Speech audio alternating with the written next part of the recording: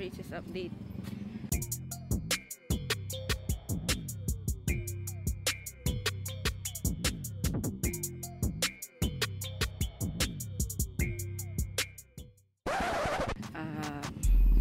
I'm not sure how many weeks na since nilagay yung sa taas.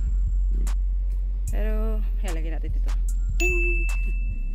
So, today, sabi ni doktora, ilalagay na daw yung lower braces dito. Yan. Yan. So, let's see how long will it take for today. Be back in a sec.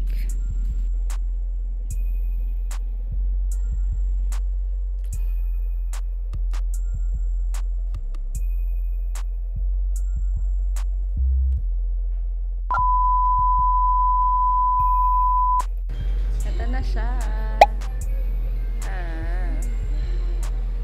Ayun. Nakakangalay siya. Pero sana masanay. Medyo na ano pa nga to kanino. Ayun.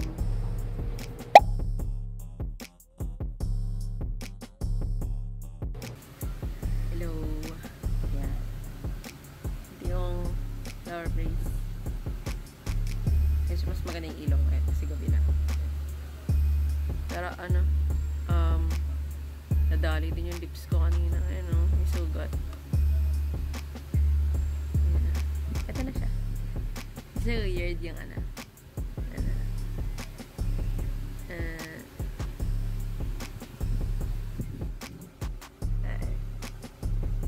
Nararamdaman ko na yung sikip niya. Medyo masakit na. Sana maglang-lag na. Tapos pinatanggal na din sa akin yung nasa yung extender. Pinatanggal kanina.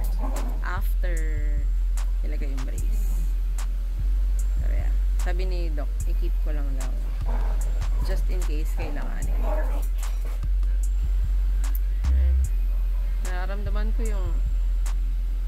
Nararamdaman ko yung kaskas niya sa gilagid.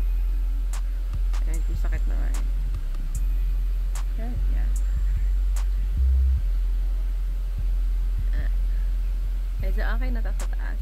Kanti na lang. Kita niyo yung gap. Ayan. Kita niyo yung gap. Ayan. So, yung extender ko, hindi ko na daw muna isusuot. Previously, sabi sa akin ni Doc, isusuot ko siya while meron nita. Pero parang depende yata sa movement ng feet ko after ng braces. Kasi yung goal is para hindi na siya yung ngipin ko ba nakaganon. Para hindi na siya nakaganyan. Parang nakaganon.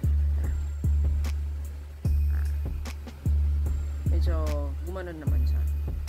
Hindi ko alam kung may picture ako nang nakaganon, pero try natin yun kung meron.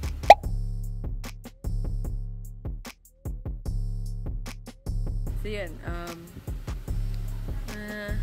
sana mo close yun. Gusto ko pala nung sinunod ko yung extender, nag-move na talaga siya at ang ngilin ko na magkakalayo. Kasi dati yung magkakaganyan sila.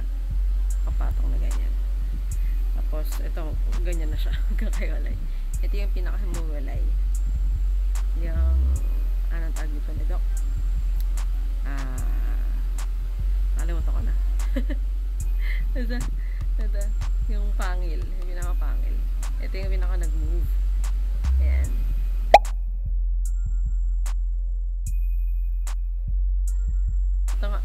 Ito nararamdaman ko na gumagalaw na siya.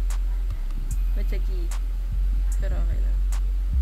Ayun, yun lang ang aking life update. And yeah, gray hair ako ngayon.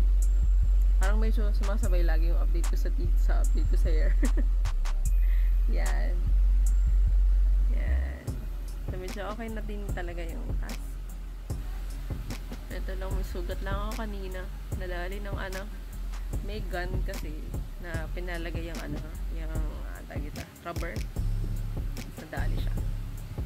So, ang weird lang dun sa dentist. Pero yun, so far, okay naman magpa-brace kahit 30 plus ka na. Gumagalaw pa rin naman yung bones. Pero, yeah. Siguro sa next update ko ng braces is kung magkaroon ng update. Na yung next update ko siguro pag natanggal na ito sa taas or pag may movement na nangyari. Pero yun lang aking update number 2 sa aking braces journey. Thank you for watching, and then follow me on all of my channels.